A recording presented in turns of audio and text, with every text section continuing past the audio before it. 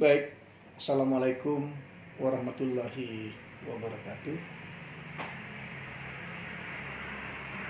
Yang saya hormati Ketua Prodi Magister Ilmu Hukum Fakultas Hukum Universitas Hang Tuah Surabaya, Bapak Profesor Dr. Muhammad Khairul Huda. Selamat sore, Prof. Yang saya hormati pula Sekretaris Prodi Bapak Bambang Haryanto. Pak Bambang, selamat sore.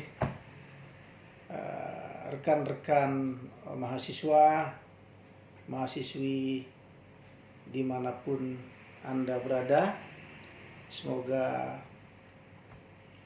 pada hari ini semua dalam keadaan sehat walafiat, dan apa yang dikerjakan pada hari ini mendapat syafaat dari Allah Subhanahu wa Ta'ala.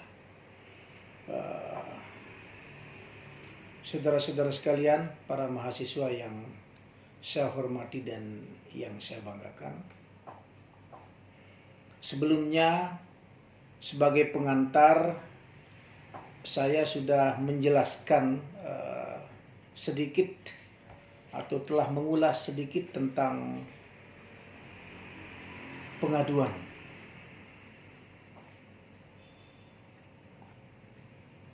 Setelah proses pengaduan,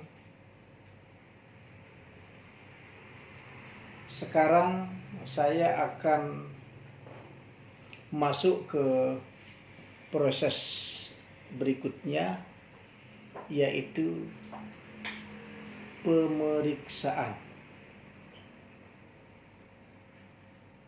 Secara otomatis kalau sudah ada pengaduan, maka dari pihak Majelis Kehormatan Disiplin Kedokteran Indonesia atau MKDI sudah pasti akan memproses apakah pengaduan tersebut dilakukan secara tertulis. Tentu kalau secara tertulis saya kira mahasiswa ini semua sudah mengetahui dan semua sudah memahami. Dan bagaimana kalau ada yang tidak bisa baca tulis? Dalam penjelasan pasal 66 di sana, kalau seseorang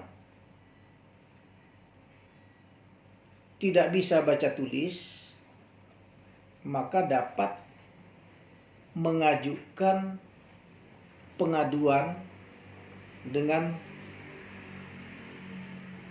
lisan atau secara lisan ke Majelis Kehormatan Disiplin Kedokteran Indonesia, MKDI, MKDKI. Bisa dengan secara lisan. Itu jika tidak bisa baca tulis.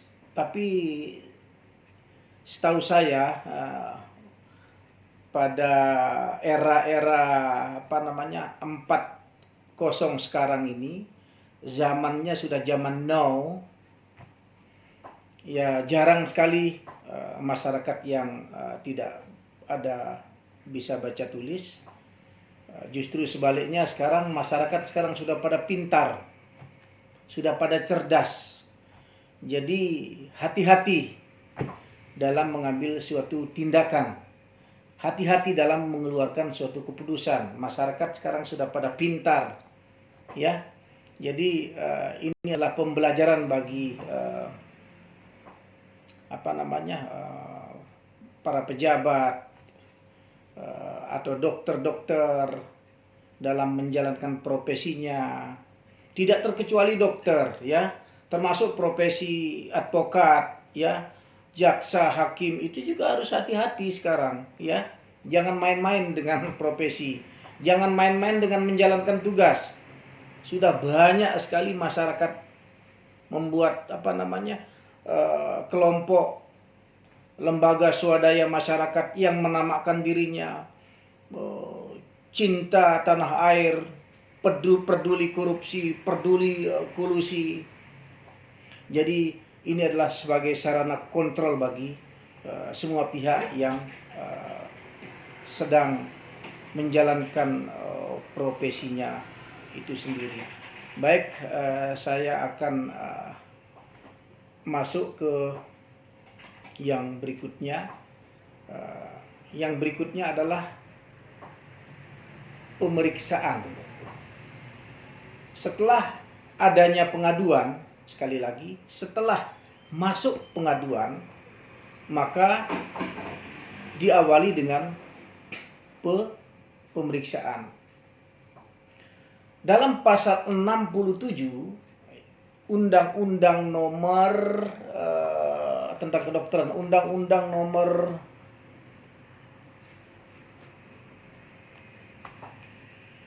pasal 67 pasal 67 ya, 67 Undang-Undang nomor 29 tahun 2004 jelas dan tegas mengatakan bahwa Majelis Kehormatan Disiplin Kedokteran Indonesia memeriksa dan memberikan keputusan terhadap pengaduan yang berkaitan dengan disiplin dokter dan dokter gigi. Sekali lagi, Majelis Kehormatan Disiplin Kedokteran Indonesia memeriksa dan memberikan keputusan terhadap pengaduan yang berkaitan dengan disiplin dokter dan dokter gigi. Memeriksa dan memberikan keputusan. Bagaimana proses pemeriksaannya? Tentunya pemeriksaan yang dilakukan oleh MKDKI adalah dengan masuknya pengaduan tersebut, maka akan ada proses. Proses yang pertama adalah dengan meminta keterangan kepada pengadu tersebut. Setelah meminta keterangan dalam bentuk berita acara, ya, ada istilahnya nanti bukti-bukti tertulis yang akan diminta oleh pihak MKDKI. Apakah itu bukti pendaftaran, apakah itu bukti proses pemeriksaan, itu juga akan diminta yang ada kaitannya dengan aduan yang diajukan oleh orang tersebut. Sekali lagi, yang ada kaitannya dengan aduan atau permasalahan yang diajukan oleh orang tersebut. Dan setelah dimintai keterangan, tentunya nanti akan dimintai ada pihak yang teradu juga akan dipanggil, dan tentu saksi-saksi juga akan dipanggil. Nah, setelah proses tersebut sudah terpenuhi, setelah proses tersebut sudah berjalan, maka MKDKI akan mengambil suatu keputusan. Apakah teradu dinyatakan bersalah atau tidak? Apakah teradu tersebut mendapat sanksi administrasi atau tidak? Ini tergantung dari hasil pemeriksaan yang dilakukan oleh MKDKI tersebut. Kita masuk ke pasal 68. Pasal 68 Undang-Undang nomor 29 tahun 2004 menjelaskan bahwa apabila dalam pemeriksaan ditemukan pelanggaran etika, Majelis Kehormatan Disiplin Kedokteran Indonesia meneruskan pengaduan pada organisasi profesi. Nah, ini terkait dengan pelanggaran etika. Terkait dengan pelanggaran etika. Bagaimana kalau memang ada ditemukan pelanggaran administrasi? Jadi keputusannya bisa dinyatakan dia bersalah, dan bisa juga keputusannya akan menyatakan dia itu melakukan pelanggaran dalam berbentuk apa. Nanti sanksinya kita akan bicarakan, akan kita bahas pada sesi-sesi berikutnya. Itu kaitannya dengan proses pemeriksaan, ya. Baik, saya akan bergeser ke proses keputusan, ya. Setelah pengaduan, pemeriksaan, tentu ada keputusan, ada awal dan ada akhir, ya. Akhirnya di sini adalah keputusan. Keputusan dalam pasal 69, sekali lagi dalam pasal 69, baik itu di sini ayat 1, ayat 2, ayat 3, dengan tegas menjelaskan apa bentuk-bentuk keputusan yang bisa dijatuhkan kepada dokter atau dokter gigi yang melakukan pelanggaran secara administratif. Yang pertama saya akan bacakan adalah keputusan Majelis Kehormatan Disiplin Kedokteran Indonesia mengikat dokter gigi dan Konsil Kedokteran Indonesia. Keputusan Majelis Kehormatan Disiplin Kedokteran Indonesia mengikat dokter. Maksudnya mengikat adalah keputusan itu adalah mengikat, berlaku mengikat bagi dokter itu sendiri, mutlak berlaku bagi dokter itu sendiri. Dan Konsil Kedokteran Indonesia itu dalam pasal 69 ayat 1. Sedangkan ayat 2, keputusan sebagaimana dimaksud pada ayat 1 dapat berupa dinyatakan tidak bersalah atau pemberian sanksi disiplin. Sudah jelas kalau memang dia tidak bersalah, clear, dia tidak dinyatakan bersalah, aman. Sekali lagi, clear, kalau dia dinyatakan tidak bersalah, berarti dia aman. Bagaimana sekarang kalau ada pemberian saksi disiplin? Tadi dengan tegas dalam pasal 69 ayat 2, keputusan sebagaimana pada ayat 1 dapat berupa dinyatakan tidak bersalah. Tidak bersalah ya clear, atau pemberian sanksi disiplin. Lanjut masuk ke ayat 3. Sanksi disiplin sebagaimana dimaksud pada ayat 2 dapat berupa peringatan, pemberian peringatan tertulis. Apa bentuk peringatan tertulis tersebut? Peringatan tertulis tersebut saya rasa mungkin karena di sini mahasiswa Magister Hukum Kesehatan ini banyak sekali yang sudah bekerja, dan 90% sudah bekerja menjadi seorang dokter, perawat. Saya rasa saudara-saudara sudah mengetahui bagaimana bentuk peringatan secara tertulis. Tentunya adalah menerima peringatan secara tertulis. meringatkan, memberikan peringatan kepada dokter tersebut agar, sekali lagi, agar berhati-hati bila mana nanti ke depan tidak akan melakukan perbuatan yang tidak sesuai atau melanggar ketentuan-ketentuan yang ada.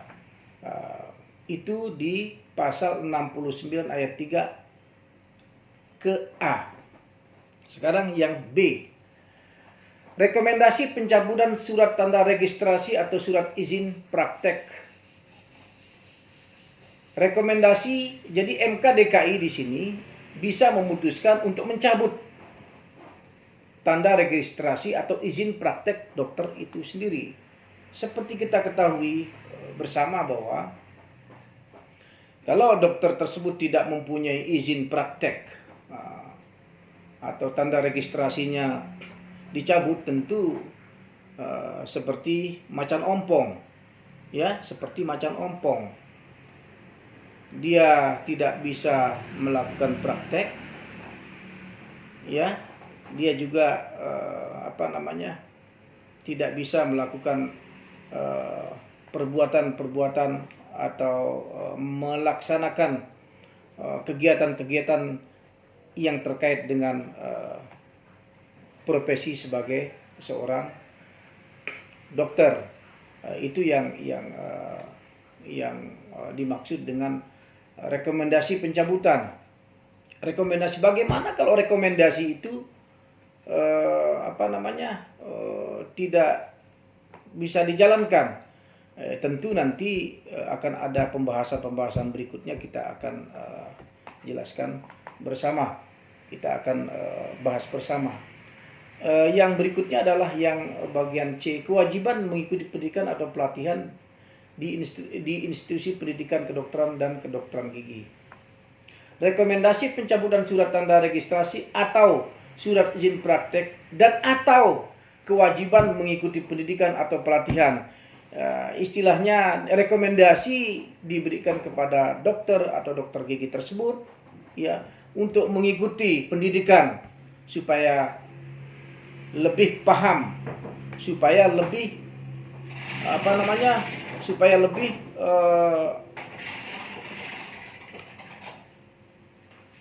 memberikan ilmu-ilmu tentang dunia atau profesi kedokteran tersebut.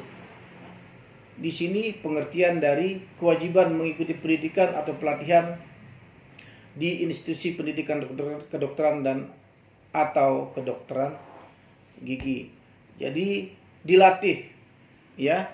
Jadi direkomendasikan untuk dilatih kembali di dalam pendidikan-pendidikan yang kaitannya dengan profesi seorang dokter, yang tujuannya adalah untuk apa? Untuk meningkatkan kualitas kemampuan dokter itu sendiri, ya. Itu yang kaitannya dengan keputusan, dan sudah kita bahas dari awal, mulai dari pengaduan, pemeriksaan, lanjut ke keputusan. Jadi itu prosedur-prosedur yang harus dilalui dalam upaya atau perlindungan hukum terhadap seseorang, ya. Jika seorang dokter, jika seorang pemangku kesehatan melakukan pelanggaran-pelanggaran yang sifatnya administratif, itulah langkah-langkah yang diberikan oleh pemerintah yang dituangkan dalam berbentuk undang-undang. Jadi masyarakat jangan ragu, masyarakat jangan takut untuk melaporkan dokter, ya, bila mana melakukan tindakan-tindakan hal-hal yang tidak sesuai dengan tidak sesuai dengan prosedur yang sudah ditentukan oleh undang-undang yang berlaku. Setelah proses pengaduan, pemeriksaan, keputusan, kita masuk sekarang ke tahapan pembinaan dan pengawasan. Ini masih lingkup proses administrasi. Pembinaan. Kita lanjut ke pembinaan dan pengawasan. Kita masuk lagi ke pasal 71. Pasal 71 dengan tegas menjelaskan bahwa pemerintah pusat atau Konsil Kedokteran Indonesia, pemerintah daerah, organisasi profesi membina serta mengawasi praktek kedokteran sesuai dengan fungsi dan tugas masing-masing. Jadi pembinaan juga harus tetap dilakukan, pengawasan juga harus tetap dilakukan agar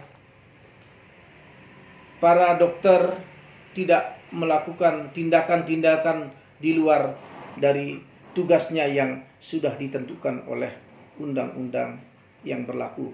Pengawasan itu sangat penting. Sekali lagi, pengawasan itu sangat penting. Kalau pengawasan itu tidak ada, jadi dokter akan semena-mena. Dokter akan melakukan tindakan-tindakan di luar dari ketentuan hukum yang ada. Ini yang harus diperhatikan. Jadi semua profesi, tidak terkecuali dokter, itu pengawasan itu harus dilakukan. Di samping pengawasan secara internal, perlu diingat juga bahwa masyarakat juga mengawasi profesi dokter itu sendiri. Jadi masyarakat sekarang sudah seperti yang saya katakan tadi, masyarakat itu sudah pintar-pintar. Jadi yang mengawasi Anda, ya, masyarakat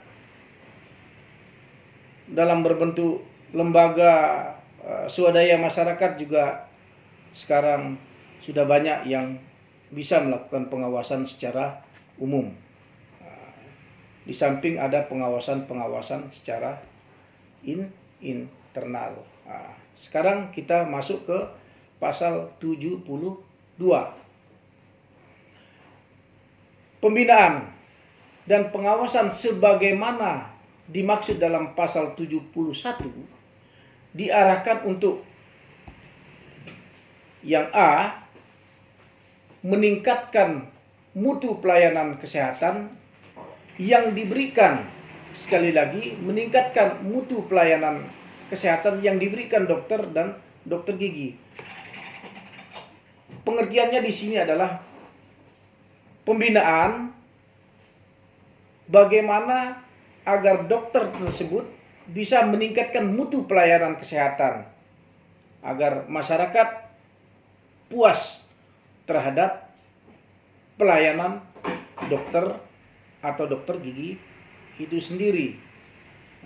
Pembinaannya dalam berbentuk bagaimana? Seperti yang dikatakan tadi, pembinaannya adalah meningkatkan, mengikuti kursus-kursus, mengikuti seminar-seminar, mengikuti pelatihan-pelatihan. Itu sangat-sangat bermanfaat untuk melakukan atau meningkatkan mutu dokter itu sendiri. Dalam hal pertama, terutama dalam hal kemampuan di bidang hukum, di samping kemampuan di bidang kedokteran itu sendiri. Jangan sekali-kali mengabaikan kemampuan-kemampuan dari sisi atau pemahaman dari sisi hukum.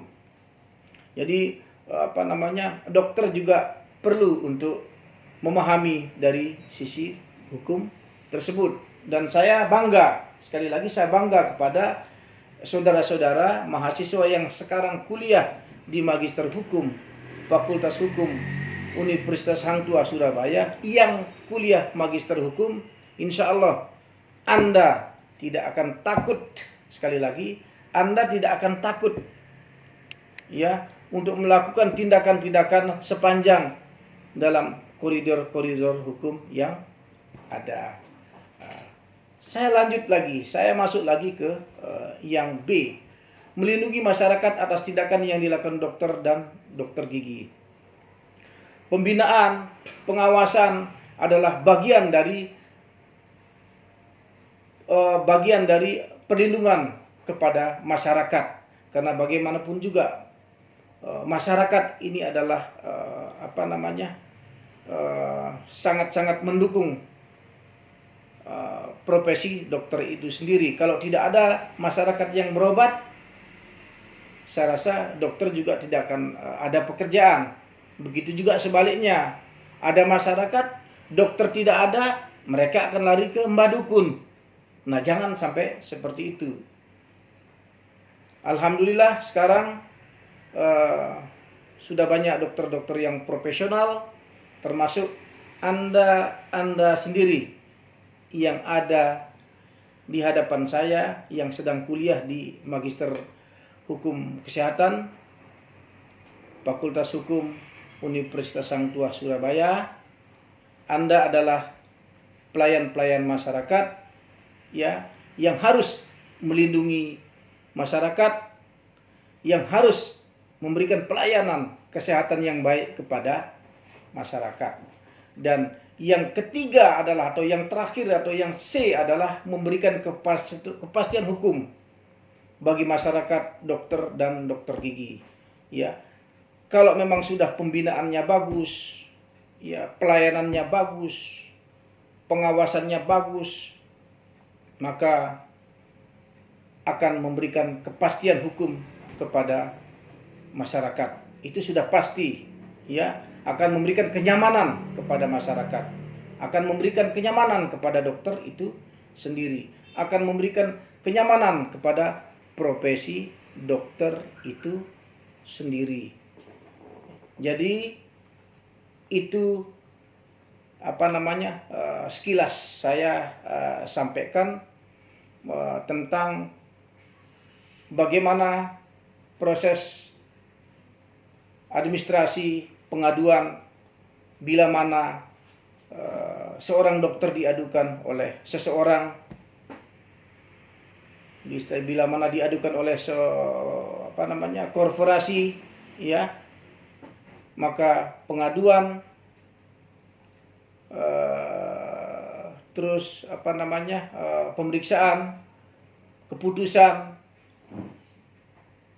pembinaan dan pengawasan harus juga tetap dilakukan. Mudah-mudahan penjelasan ini akan bisa memberikan tambahan ilmu kepada saya, kepada saudara-saudara yang memang profesinya sebagai dokter, ya. Dan saya minta kepada saudara-saudara untuk kita diskusi, ya, kita belajar diskusi bersama, karena di sini tidak ada yang pintar, tidak ada yang bodoh, ya. Sama-sama kita untuk bertukar pikiran, ilmu yang ada di saudara berikan ke saya, dan begitu juga sebaliknya, ilmu yang ada di saya akan berikan kepada saudara. Ini tentunya kita saling memberikan masukan, saling memberikan motivasi untuk kita sama-sama menjadi maju dan mempunyai kualitas di bidang kita masing-masing. Dan untuk penjelasan berikutnya saya akan break dulu beberapa menit untuk saya lanjutkan ke pembahasan berikutnya. Terima kasih.